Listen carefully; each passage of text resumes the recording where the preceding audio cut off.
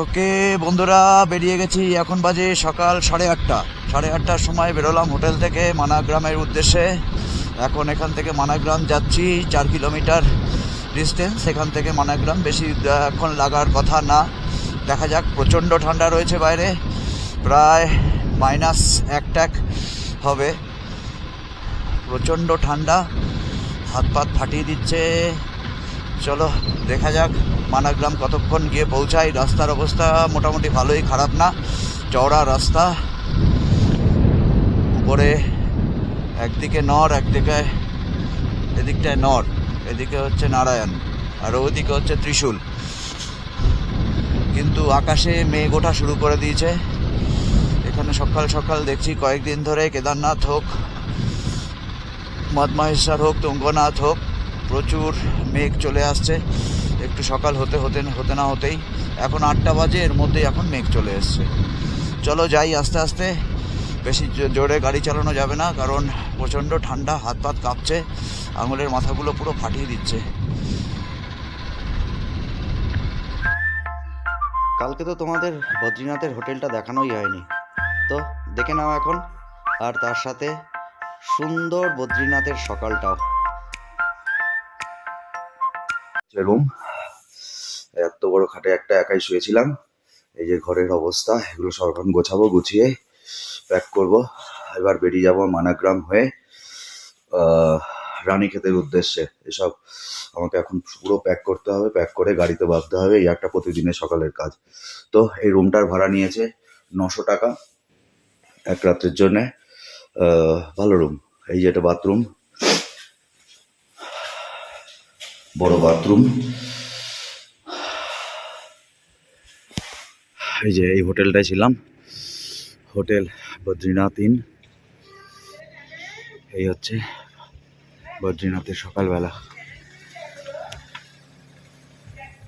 এই দেখো সিটের অবস্থা, দেখো পুরো বরফ হয়ে গেছে, বুঝেছ, পুরো বরফ হয়ে গেছে। গাড়ি এখন কোল্ড স্টার্ট মারতে হবে, কোল্ড স্টার্ট মেরে তারপরে দেখো। চলো গাড়িটাকে কোল্ড স্টার্ট মারি। ওইটা হচ্ছে নীলকণ্ঠ, এটা হচ্ছে নর পর্বত, আর এটা হচ্ছে নারায়ণ পর্বত। নারায়ণ পর্বতের উপর থেকে এখন সূর্যের ছটা আসছে।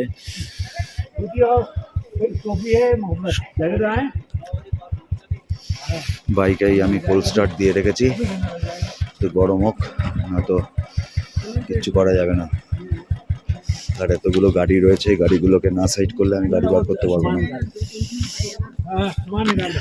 সব আস্তে আস্তে রেডি হচ্ছে বেরিয়ে যাওয়ার জন্য।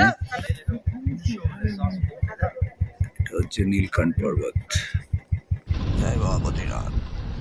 ভাইয়া মানা ভিলেজ। তো কেমন লাগলো বদ্রীনাথের সকালটা? তো চলো এখন আমাদের ডেস্টিনেশন মানা ভিলেজ। কতক্ষণে গিয়ে পৌঁছাই দেখি।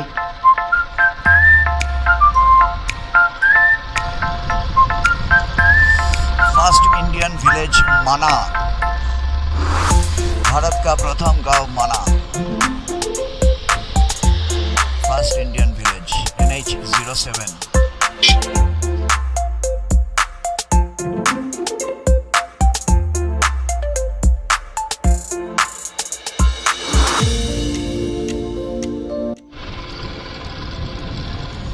রাস্তার কন্ডিশন এই হচ্ছে, এটা হচ্ছে মানা ভিলেজে যাওয়ার রাস্তার কন্ডিশন। ওদিকে গেলে আছে বসুধারা, যাবো কিনা ভাবছি। গাড়ি গেলে যাবো, না তো যাবো না, হাঁটবো না।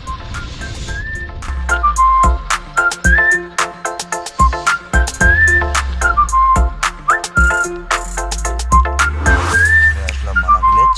চলো, এই হচ্ছে মানা ভিলেজের রাস্তা। এখানে বিভিন্ন রকম দোকানপাট রয়েছে।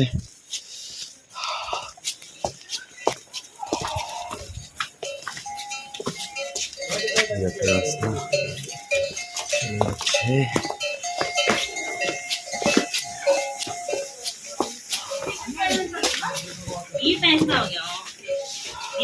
এই হচ্ছে মাতা সরস্বতী দেবীকে মন্দির। এই হচ্ছে ভীমশিলা। ভীমপুল। মাতা সরস্বতীর জলধারা নেমে আসছে ওইখান থেকে, ভীমপুলের ঠিক নিচ থেকেই দেখা যাচ্ছে ওই মাতা সরস্বতীর জলধারা। দেখো সরস্বতী নদীর ধারা কিন্তু ওইখানেই দেখা যাচ্ছে, তারপরে কিন্তু আর দেখা যাচ্ছে না। ওদিক দিয়ে কোথা থেকে আসছে, এসে ওখানে অদৃশ্য হয়ে যাচ্ছে, তারপরে ওই দিক থেকে বেরিয়ে আসছে।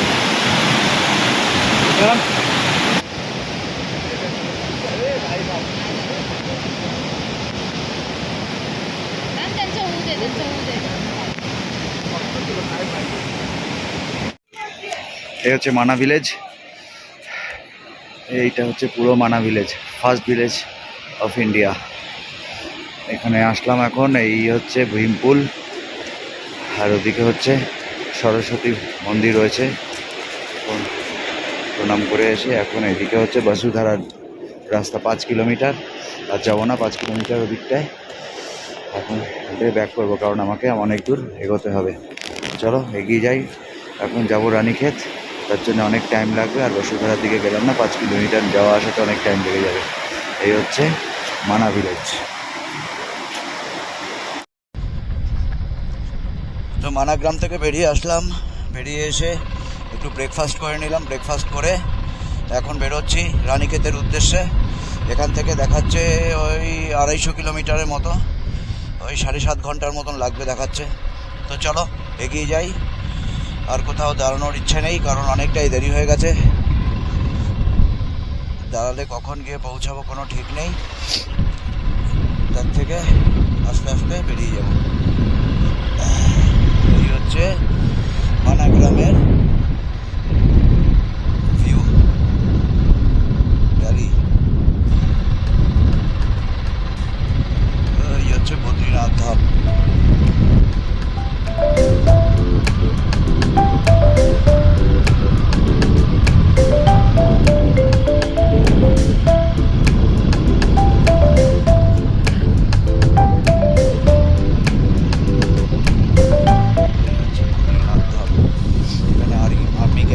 কারণ তিব্বত বর্ডার আমাদের খুব পাশেই, চায়না বর্ডার।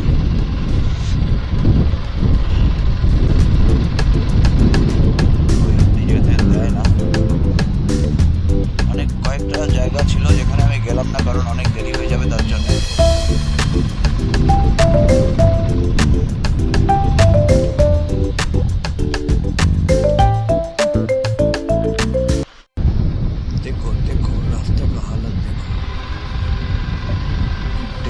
রাস্তা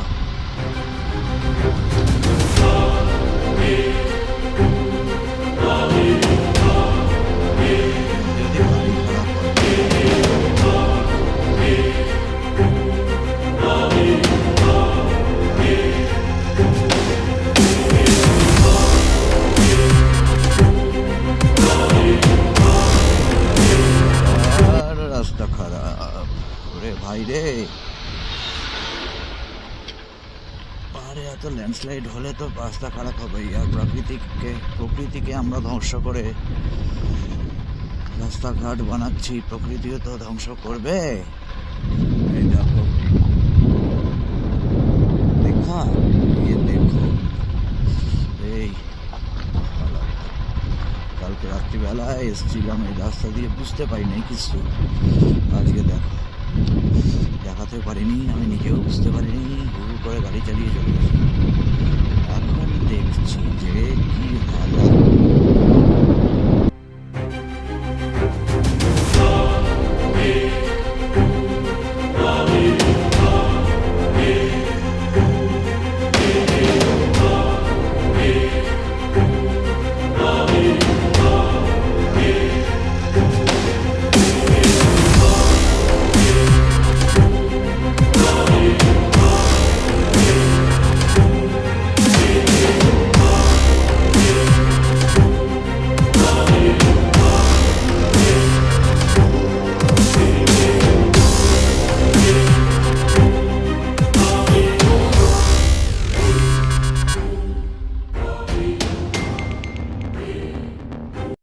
এ হচ্ছে বিষ্ণুপ্রয়াগ। কালকে রাত্রিবেলা গেছিলাম যখন, তখন দেখতে পাইনি অন্ধকারে। এই বিষ্ণুপ্রয়াগে অলোকনন্দার সাথে ধৌলিগঙ্গা এসে যোগ দিয়েছে। চলো এগিয়ে যাই, সামনে অনেক রাস্তা।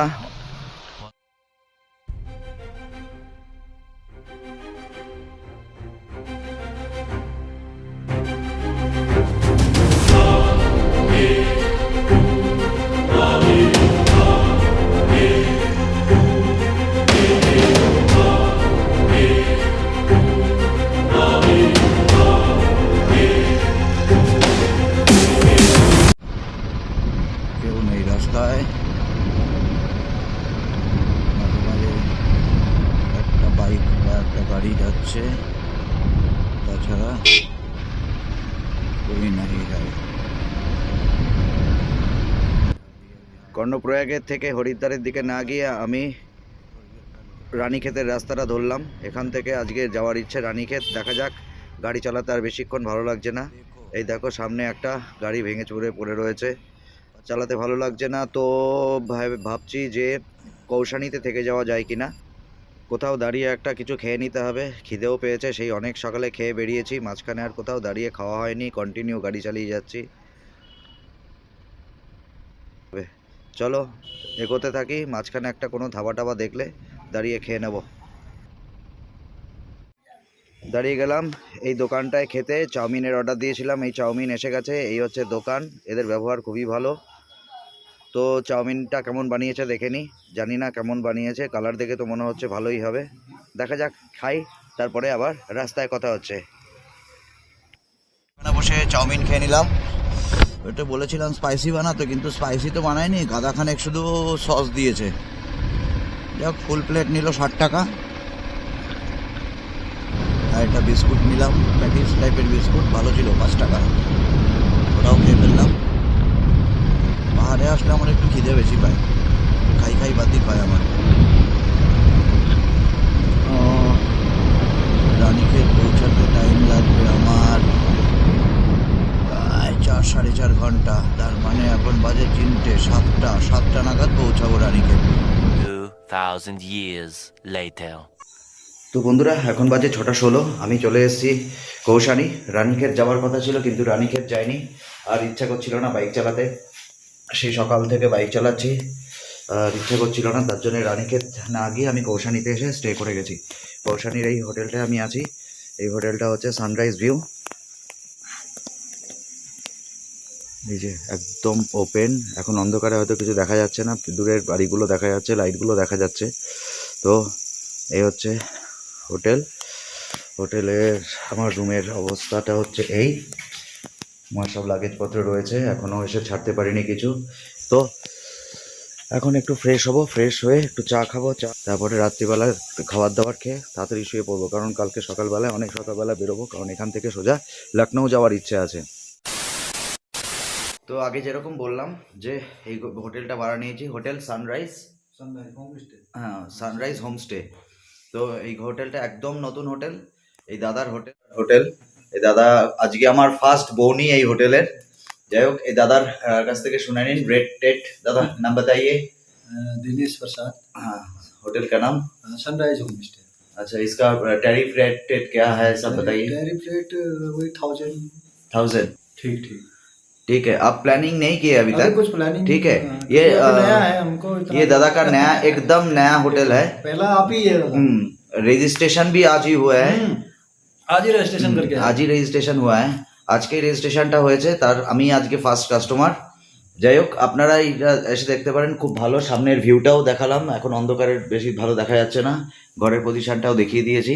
এই যে এখানে রয়েছে সব কিছু, একটা খাট রয়েছে, ডাবল বেডের খাট, এটা রয়েছে। আপনারা ইচ্ছা করলে এখানে এসে খাবার দাবার কিছুটা বানিয়েও নিতে পারেন। এই হচ্ছে ঘরের রুম, একটা টিভি রয়েছে, এই একটা আয়না রয়েছে, এখানে রয়েছে হচ্ছে গিজার আছে, একদম পরিষ্কার পরিচ্ছন্ন। এই হচ্ছে হোটেল রুম, আর বাইরেটা একদম এরকম, একদম ওপেন। দিনের বেলায় ভালো বোঝা যাবে, কালকে সকালবেলা ভালো দেখিয়ে দেবো। ঠিক আছে, চলো এখানে পারলে নিতে পারো, খুব ভালো জায়গা, উনিও খুব ভালো লোক। বুকিং করেও আসতে পারো, বা ফোন নাম্বার দিয়ে দেবো ডেসক্রিপশানে, ফোন নাম্বারও দিয়ে আসতে পারো, নো প্রবলেম। ঠিক আছে, আবার তো আজকের জন্য ভিডিওটা এখানেই শেষ করছি, বেশি ভিডিও আর বাড়াচ্ছি না। গুড নাইট, কালকে দেখা হবে নেক্সট ভিডিওতে। ওকে, বাই বাই।